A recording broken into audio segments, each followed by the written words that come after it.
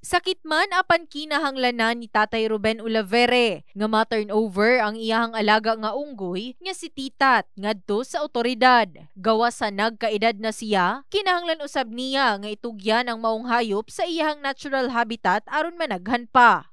Malungkot man din ako pero wala talaga akong magagawa dahil meron din siyang sariling mundo. Ibig sabihin, kailangan niya rin magpamilya at dumami sila.